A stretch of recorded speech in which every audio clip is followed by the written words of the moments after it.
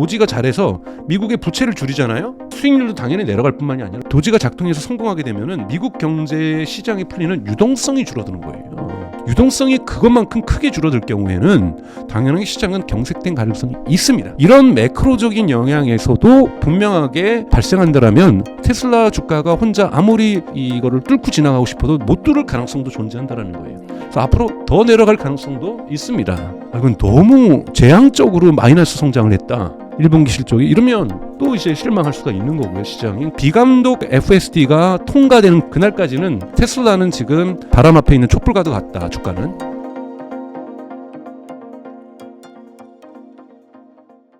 안녕하세요. 인터뷰 진행을 맡은 카프카입니다.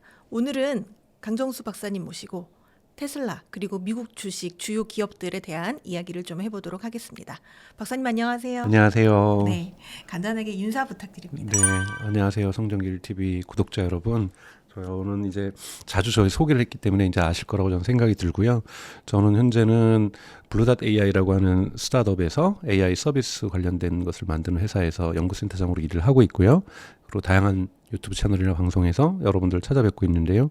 성정길 TV에서는 같이 테슬라 부분하고 또 뭐 엔비디아도 여러 번 많이 다뤘었고요. 오늘은 아마 팔란티어도 다룰 것 같고 앞으로 여러분들이 댓글에다가 남겨주신다면 제가 거기서 가장 좋은 좋아요를 받은 기업들은 미국 기업이 한해서 앞으로도 계속해서 좀 여러분들하고 같이 공부하는 시간들을 좀 갖도록 하겠습니다. 구독자분들께서 이렇게 댓글로 반응을 주시면 또 그 기업을 또 소개해드리기도 하는 좋은 기회가 될 것 같습니다.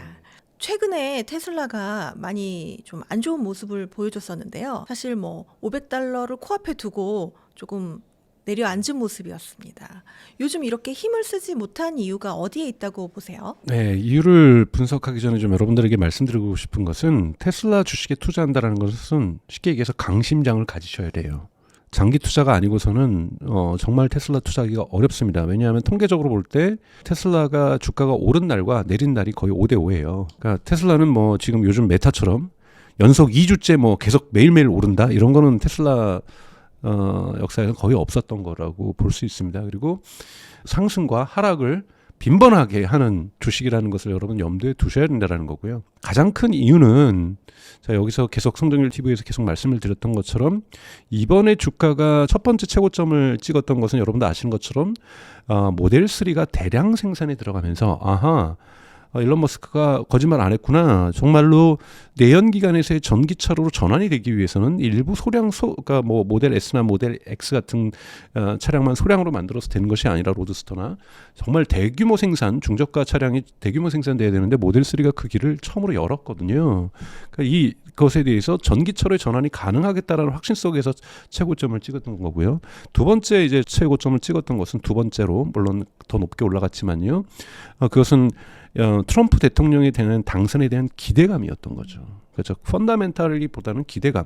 기대감도 대단히 주가에선 중요합니다. 그래서 이 기대감에서 올라왔다 보니 이 기대감에서 올랐던 것을 펀다멘탈에 받쳐주지 않는다라면 이 기대감에 올랐던 주가는 테슬라에 대한 나쁜 소식이 있으면 내려가고 주가가 좋은 소식이 있으면 또 올라가고 나쁜 소식이 있으면 내려가고 이렇게 대단히 등락을 더 많이 할 수밖에 없는 특성을 가질 수밖에 없다라는 겁니다. 뭐 바람 앞에 있는 촛불이라고 볼 수도 있는 거고요. 이 펀다멘탈이 이거를 받쳐주게 되면 이러한 이렇게 소음이라고도 할 수 있는 다양한 뉴스에 의해서 주가가 흔들리지 않을 수 있습니다. 펀다멘탈이 언제쯤 받쳐지느냐? 이번에 일론 머스크가 1월 말에 있었던 4분기 컨퍼런스 콜에서 이제 6월 달에 텍사스 오스틴에서 비감독에 대한 운전에 들어간다. 요것이 돼야 펀다멘탈이 이제 받쳐주는 거죠. 기대치를. 만약에 여기에 성공한다고 본다라면 흔들림이 없을 수가 있습니다. 물론 텍사스 오스틴에서 하겠다는 6월 달의 약속은 딜레이 될 수 있죠. 일론 머스크가 시간 약속 지킨 적 별로 없으니까요. 그래서 이건 딜레이 될 수 있지만 이거를 올해 안에는 저는 이뤄낼 거라고 좀 보고 있어요. 그래서 요 시점을 전후해서 테슬라 주가가 되게 펀다멘탈에 의해서 주가가 움직이는 주식 성격을 갖게 될 것이다. 그전에는 좋은 소식, 나쁜 소식에 따라서 계속 변할 수밖에 없다. 최근에 떨어졌던 가장 직접적인 뉴스는 그럼 무엇이냐? 크게 세 가지라고 볼 수 있습니다. 첫 번째는 유럽과 중국에서 모델 Y를 통해서 테슬라 차량에 대한 매출이 확 떨어졌다. 제가 이곳에서 여러 번 얘기했던 것처럼 오스본 효과가 신차에는 항상 있다고 얘기를 했습니다. 신차가 발표가 되면 또는 발표 시기가 가까워지면 사람들이 그 구형 모델에 대한 대기 수요가 발생을 한다. 그리고 저는 또 한번 예측을 했다 또 틀렸었는데 분명히 2월달 가서야 이 모델 3 주니퍼에 대한 공개가 이루어질 거다. 즉 4분기 실적 발표 이후에나 있을 거라고 했는데 4분기 실적 발표 전에 됐어요. 역시 저는 예상이 못 맞추는데요. 근데 그런 사람들이 막 환호하면서 그때 주가 올랐거든요. 그날 왜 그러냐면 하루 만에 중국 같은 경우에는 5만 대의 모델 Y에 대한 예약이 들어왔어요. 근데 모델 Y가 중국에서 2024년 11월 같은 경우 6만 대밖에 안 팔렸거든요. 한 달 동안. 근데 하루 만에 5만 대의 주문이 들어왔으니까 와 대단하다 그런 거죠. 근데 딜리버리가 배송이 언제냐면 3월이에요.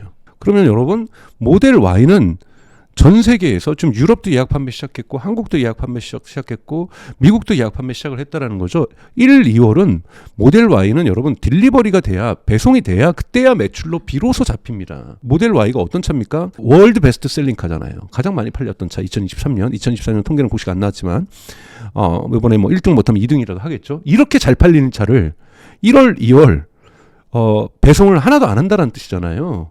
당연히 떨어질 수밖에 없죠. 매출이. 모델 3로 겨우 받쳐야 되는 거니까요. 이렇게 되면 당연하게 테슬라의 1월, 2월 달도 안 좋을 거예요. 안 좋을 수밖에 없죠. 여러분 3월에나 배송이 되는 거니까요. 그렇기 때문에 이건 테슬라 경영진이 알고도 이렇게 한 거예요. 그러니까 주가에 신경 쓰지 않겠다라는 거죠. 1분기는. 그러니까 1월, 2월은 신경 쓰지 않겠다라는 의지를 명확하게 테슬라 경영진들이 밝히고 예약 판매를 1월 달에 시작함으로써 사람들에게 대한 대기 수요를 발생을 고의로 시켜버린 거라고 볼 수가 있는 거죠. 그러다 보니 통계상으로 1월에 막 프랑스에서 62% 빠지고 막 유럽에서만 평균 50% 빠졌거든요. 매출이. 그리고 이제 뭐 이런 부분들이 있으면서 안 좋은 소식이 있는 거고 또 이 소식이 다른 거랑 다른 뉴스랑 증폭됐죠. 일론 머스크의 정치적인 행보 때문에 사람들이 미워서 안 사는 거다. 당연하게 유럽에서도 영국도 그렇고 독일도 그렇고 프랑스의 특정 정치 세력을 지지하다 보니 반대파들은 안 사는 거고. 그러니까 이것 때문에 안 샀다는 분석도 있어요. 이건 잘못된 분석이죠. 이것이 계량적으로 볼 때 수학적으로 볼 때 몇 퍼센트를 차지했는지는 저도 잘 모르겠어요. 분명히 부정 영향은 미쳤을 겁니다. 하지만 이것이 매출의 마이너스 50%를 가져오지는 않았을 거고요. 가장 중요한 건 모델 Y에 대한 1월, 2월 판매량이 전혀 없다라는 건 말도 안 되는 거죠. 사실은 뭐 제가 테슬라 경영진을 비판하는 건 아닙니다. 근데 여러분들이 이런 뉴스가 나올 수밖에 없는 거고 여기에 또 정치적인 행보들이 강화되다 보니 반대파들이 안 사는 거다. 이런 뉴스가 또 결합될 수 있는 근거들이 된 거죠. 심지어는 미국에서는 되게 유명한 가수가 나는 일론 머스크가 싫어서 내 지금 타고 있는 테슬라 차 중고차로 팔아버릴래. 네. 뭐 이런 걸 막 영상으로 찍어서 막 인스타그램에 막 올리고 그러잖아요. 그러니까 이런 부분들이 분명히 작동을 할 겁니다. 근데 이것이 어느 정도의 비율인지는 아직 확인할 수 없는 거라고 저는 생각이 들고요. 그래서 이런 부분도 분명하게 테슬라에게 주가에 안 좋은 영향을 미쳤다. 세 번째가 이제 이번에 BYD가 자율주행을 우리는 추가 비용 테슬라처럼 안 받고 FSD는 추가 비용이 있죠. 월 정액적으로 얼마를 내거나 또는 일시불로 얼마를 내거나 해야 되는데 우리는 그런 거 없이 그냥 저가 차량에도 다 해주겠다. 뭐 이러면서 딥시크 열풍을 타면서 그리고 여기다 딥시크도 적용한 거 아니에요? 적용하겠다라고 얘기를 하면서 이 테슬라 주가가 또 하락 경쟁사가 치열하게 치고 올라오고 있다고 하니까 테슬라하고 이 격차가 이거 좁혀지는 거 아니야? 또는 역전되는 거 아니야? 이런 우려 속에서 테슬라 주가가 하락했다고 볼 수 있고요. 저는 앞으로 지뢰밭은 무진장 많다고 생각이 들어요. 여러분, 그러니까 테슬라는 산업을 혁신하는 성격을 가지고 있습니다. 전기차에서 내연기관으로 가는 건 내연기관 차량이라든지 내연기관과 관련된 선호하는 정치인들이라든지 엄청난 저항을 뚫고 가야 되는 거잖아요. 가시밭길을 갈 수밖에 없고 지뢰밭을 통과해야만 할 수밖에 없는 어떤 성격일 거고요. 그리고 자율주행이라는 건 아직 자율주행 기술이 100% 완성됐고 그 다음에 지금 자율주행을 적용하는 게 아니라 계속해서 자율주행의 기술을 업그레이드하면서 그 100%로 향해 가는 길이란 말이죠. 네. 그래서 6월 달이면 될 거라고 생각했는데 그게 8월이 될 수 있고 10월이 될 수도 있는 거잖아요.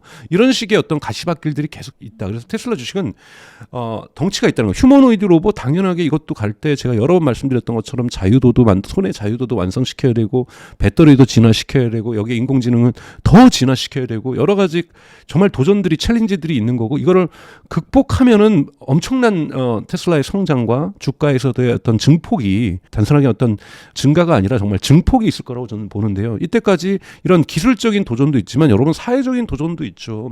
저희 한국 사회에 있었던 타다금지법 여러분 기억하시잖아요. 아직도 유효한 법입니다, 여러분. 자, 자율주행이 왔을 때 이것이 상업적인 이용까지도 자율주행을 하게 될 경우에는 한국 같은 경우에는 FSD 아직도 적용 안 되고 있지만 적용이 되더라도 문제가 되죠, 만약에. 그러니까 일자리 잃으시는 택시 운전기사들이 분명히 존재할 거라는 거죠. 이 부분에 대한 사회적 갈등 때문에 FSD 도입이 나라마다 늦어질 수가 있고 미국 같은 경우는 주마다 늦어질 수가 있다라는 거죠. 그리고 휴머노이드 로봇 정말로 진짜 우리의 공장에 인간을 대체하는 노동이 들어온다? 이건 더 큰 사회적 저항이 있을 겁니다. 그러니까 이런 저항들을 뚫고서 궁극적으로 일론 머스크가 얘기했던 비전과 꿈을 이루기 위해서 지금 가고 있는 거다 보니 꿈과 비전을 이뤘을 때는 그 보상은 달콤하겠으나 여러분도 저는 한 번도 제가 어렸을 때부터 소원했고 꿈꿨던 거를 한 번도 이룬 적이 없어요. 뭔가 항상 빗나가고 안 되거든요. 꿈이 뭐 로또처럼 제가 황당한 걸 꿨던 것도 아닌데 잘 안 되잖아요. 그것만큼 여러분 기업도 꿈과 비전을 세웠어도 이걸 이룬다는 건 정말 어렵습니다. 근데 그 보상은 대단히 달콤하죠. 여러분 꿈 이뤘을 때 이루신 분들도 저는 있으실 거라 보는데 얼마나 기분 좋으십니까? 근데 그 과정이 얼마나 지난합니까 사실은.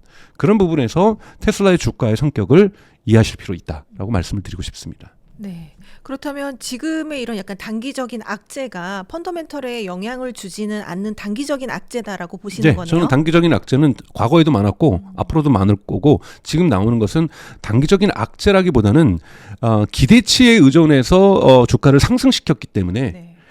이러한 것들은 외풍을 많이 받을 수밖에 없는 거기 때문에 악재라기보다는 그냥 다양한 외풍인 거죠. 뭐 많이 안 팔렸는데 자세히 뜯어보면은 모델 Y를 그렇게 한 거잖아요. 네. 그러면 정말 이해 갈 수 있는 거고 3월에 많이 팔겠다라는 거고 지금 이것까지 좀 말씀을 드리면 테슬라가 모델 3는 어떻게 했냐면 여러분 상하이 공장에서부터 대량 생산 체계를 갖췄어요. 네. 그때도 처음부터 예를 들면 생산 라인이 6개라고 한다면 6개 동시에서 모델 3 하일랜드를 갖다가 새로운 페이스리프트 생산하는 게 아니라 보통 다 모든 기업이 그렇습니다. 프로덕션 라인 1에서 첫 번째 프로덕션 라인에서 이걸 양산해 봐요.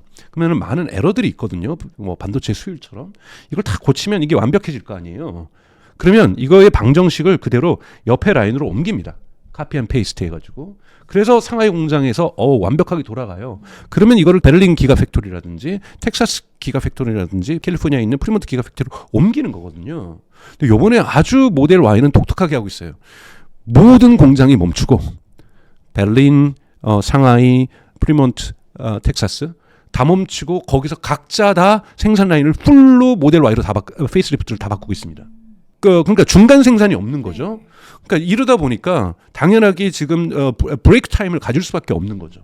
여기서 아마 2월부터는 지금쯤에는 이제 시험 생산을 하고 있을 거예요. 그래서 본격적으로 이제 이미 생산되는 것들을 몇 개씩 나오겠죠. 근데 이 속도를 높여낼 거고 지금 이미 이 적재함에 쌓이고 있잖아요. 이걸 갖다가 대량으로 생산되는 속도를 높일 거고 이 속도가 완성되면서부터 배달이 훅 들어간다라는 방식인 거잖아요. 요 지금 접근법도 모델 3의 페이스리프트하고 분명히 다른 접근 방식이에요. 그래서 이런 부분을 경영에서 고위직에서 이건 결정을 한 거고 이것은 구조적으로 테슬라 주가가 1, 2월은 나쁠 수밖에 없다라고 말씀드릴 수 있습니다. 네.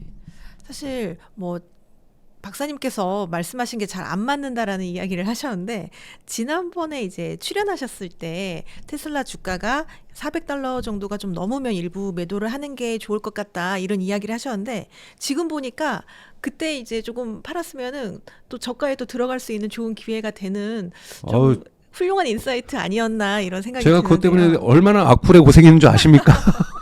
이것뿐만이 아니라 제가 다른 곳에서 출연해도 테슬라 얘기 안 해도 너 팔았니? 뭐 이러면서 $400 됐는데 팔았니? 뭐 이런 댓글들 정말 어마어마하게 왔고 물론 제가 뭐 댓글에 대댓글을 달고 그러지 않았지만 저는 가족들한테는 얘기를 했어요. 여동생이 언제 팔면 좋겠냐? 근데 제가 장기 투자 할 거냐 그랬더니 장기 투자 안 된다. 돈 필요하다 그러면 $400 넘었으면 무조건 팔아라. 그렇게 했던 기억이 나는데요. 뭐 그거는 저는 그런 건 안 해요. 단타를 해서 올랐을 때 팔고 다시 바이 더 딥 해가지고 내려갔을 때 또 사고. 네. 이런 거는 저는 전혀 안 합니다. 근데 그 정도로 제가 그 당시 올라갈 때 이거는 펀더멘탈의 변화에 의해서 주가가 올라가는 것이 아니라 기대치에서 올라가면 기대치에 올라간 거는요 꺼질 수밖에 없는 거거든요. 그렇기 때문에 제가 $400라는 그 당시 이제 마일스톤을 말씀을 드렸던 거라고 생각이 들어요. 제가 그러니까 차트 전문가가 아니기 때문에 여러분들 저는 틀릴 수가 있어요. 근데 다만 지금 테슬라의 주가에 대한 큰 틀에서의 성격을 이해하시는 거니까 그 차원에서 말씀드린 거라고 생각이 들고 그때도 그런 차원에서 저는 주가에 영향을 주는 건 모두 다 아시는 거잖아요. 매크로적인 변수가 분명히 존재하는 거고 펀더멘탈의 변수가 존재하는 거고 또 기대해야 되는 변수가 존재하는 거죠. 이 세 개가 다 작동하는 것이 우리가 주식이라고 주가라고 한다라면 저는 그 당시 이제 이 펀더멘탈에 대한 우려를 분명히 표현을 했던 거고 그래서 사실은 심리학적 요소가 대단히 중요하죠. 특히 장기 투자하실 때는 단기 투자할 때는 정말 차트를 보시면서 정말 치고 빠지는 전략을 현명하게 타이밍이 중요하다라면 장기 투자는 여러분 테슬라를 장기 투자를 간다라는 거는 정말 심리학적인 이 강건함, 믿음의 강건함 이런 것들이 없으면 사실 장기 투자하기는 되게 어렵습니다. 근데 저는 테슬라를 한꺼번에 많이 들어간 게 아니라 뭐 여러 차례 말씀드렸죠. 매달 일정액으로 들어가고 있는 적립식이기 때문에 저는 그냥 주가에 그렇게 연연하지는 않습니다. 네. 그렇다면 앞서 말씀해 주신 것처럼 1, 2월은 이제 좀 매출이 좋지 않을 수밖에 없잖아요. 그럼 주가에도 그게 영향을 미칠 거고 요런 때 좀 사는 거는 괜찮은 거라고 보시나요? 여기 제 투자에 대해서 권유할 수는 없고 이거를 저는 제 여동생의 남편에겐 얘기했어요. 네. 추가 매입해도 되냐 그래서 제가 보기에는 나쁘지 않을 것 같다라고는 얘기했지만 여러분들한테 말씀드리는 거는 아니고요. 또 하나의 지뢰들은 여러 개 있어요. 여러분 매크로적 상황이 안 좋아질 수 있어요. 이번 일론 머스크가 도지를 운영하면서 한 전문가가 투자 전문가가 얘기를 했어요. 도지가 워킹할 경우에 작동할 경우에 그리고 정말 외국인들이 추방될 경우에 미국 경제는 단기간 또는 중기간 매우 안 좋아질 수 있다. 거시경제라고 얘기를 했을 때 일론 머스크가 당신 말이 맞다라고 이것을 공유하거든요. 네. 왜 그럴까요, 여러분? 지금 미국은 뭐 거의 뭐 40조 달러라고 하는 뭐 거의 육박하는 어마어마한 부채가 있는 거고 부채는 이제 채권을 발행하죠. 중앙은행에서 채권을 발행할 때는 돈을 찍어서 발행하는 경우가 많지만 보통 미국 정부가 채권을 발행하는 건 돈을 찍어내는 게 아니라 그냥 채권 발행하는 거죠. 그러면 여러분 이게 어떤 의미냐면 유동성을 강화시킵니다. 그러니까 정부 부채가 늘어난다는 것은 이 흔히 말하는 시장에 돌아가는 돈들이 늘어난다는 거거든요. 뭐 이걸 뭐 M1, M2라면 M2라고 할 수도 있겠죠. 늘어난다는 것은 뭐냐면 주식시장도 활성화가 되고 경제도 활성화가 될 수 있어요. 왜요? 채권을 발행하면은 사람들한테 이 채권 발행해서 현금을 달러를 가지고 들어오면은 중앙 정부는 돈이 필요했기 때문에 채권 발행한 거거든요. 이거 다시 닫습니다. 공무원들 인건비라든지 정부 지출이라든지 다 시장으로 100% 다 들어가죠. 그리고 이자도 심지어는 낼 돈이 없으면 채권을 또 발행해요. 그래서 이거로 채권에서 돈 들어오면 이거 이자 냅니다. 근데 이자가 어디로 갑니까? 채권을 산 기업과 개인에게 가잖아요. 그럼 개인과 이 기업은 돈을 법니다. 그래서 이제 흔히 말하는 미국의 10년 채권 장기 채권의 수익률이 지금 계속해서 높아지고 있는 거잖아요. 근데 만약에 도지가 잘해서 미국의 부채를 줄이잖아요. 그러면 이 수익률도 당연히 내려갈 뿐만이 아니라 여러분 쉽게 얘기해서 이 도지가 작동해서 성공하게 되면은 미국 경제 시장이 풀리는 유동성이 줄어드는 거예요. 유동성이 그것만큼 크게 줄어들 경우에는 당연하게 시장은 경색될 가능성이 무조건 경색된다는 얘기는 아닙니다. 경색된 가능성이 있습니다. 이런 매크로적인 영향에서도 분명하게 발생한다라면 테슬라 주가가 혼자 아무리 이거를 뚫고 지나가고 싶어도 못 뚫을 가능성도 존재한다라는 거예요. 그래서 앞으로 더 내려갈 가능성도 있습니다.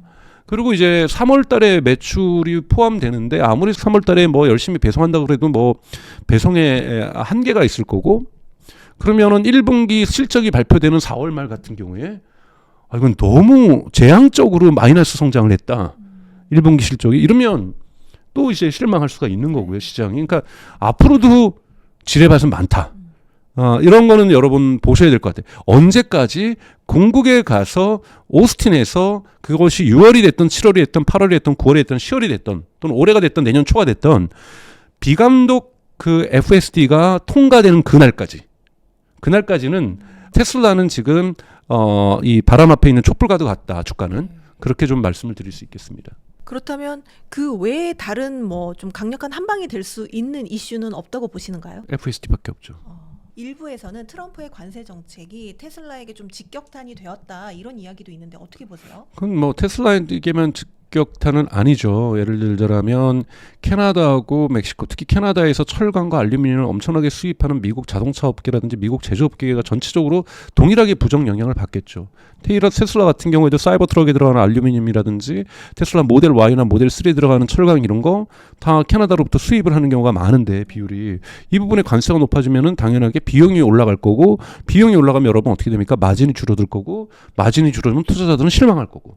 그러니까 뭐 아니면 그거를 가격에다 이전시키면 가격이 올라가서 차가 더 안 팔릴 수도 있는 거고, 이게 악순환이 될 수가 있는 거잖아요. 그래서 당연히 이거는 골고루 영향이 갑니다. 근데 또 테슬라, 또 트럼프가 얘기했잖아요. 한국 차량, 일본 차량 이런 데다가 관세 25%씩 매기겠다. 4월 1일 날. 그때까지 유예기간 주겠다. 뭐 이렇게 나오면은 또 이거 대비해서는 또 경쟁력이 있을 수 있고, 그래서 관세 정책이 지금 가져다 주는 것은, 가장 중요한 것은 관세 정책이 이득이 된다, 플러스 된다라는 것을 확정된 것이, 최종된 것이 아니기 때문에 이 불안정성이, 경제는 항상 확실성을 가지고 있을 때 잘 움직이잖아요.